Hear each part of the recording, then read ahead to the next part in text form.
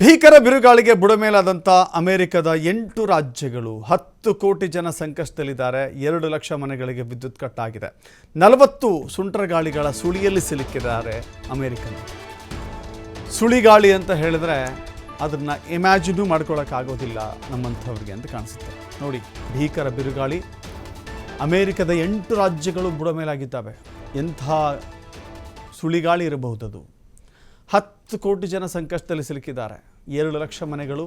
ನೋಡಿ ಏನೆಲ್ಲ ಆಗಿದೆ ಅನ್ನೋದನ್ನು ನೀವು ನೋಡ್ತಾ ಹೋಗ್ಬೋದು. ಅಮೆರಿಕನ್ನರು ಇಲ್ಲಿವರೆಗೂ ಕೂಡ ಬಹಳ ಸಂಕಷ್ಟಕ್ಕೆ ಸಿಲುಕಿದ್ದಾರೆ.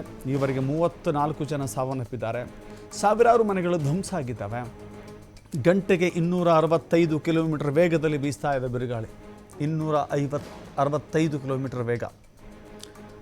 ಅಲ್ಬಾಮಾ, Mississippi, Louisiana, Indiana, Arkansas, Missouri, Illinois, Tennessee ರಾಜ್ಯಗಳು ಪರಿಸ್ಥಿತಿ ಸಾಕಷ್ಟು ಭೀಕರವಾಗುವ ರೀತಿಯಲ್ಲಿ ಕಾಣಿಸ್ತಾ ಇದೆ.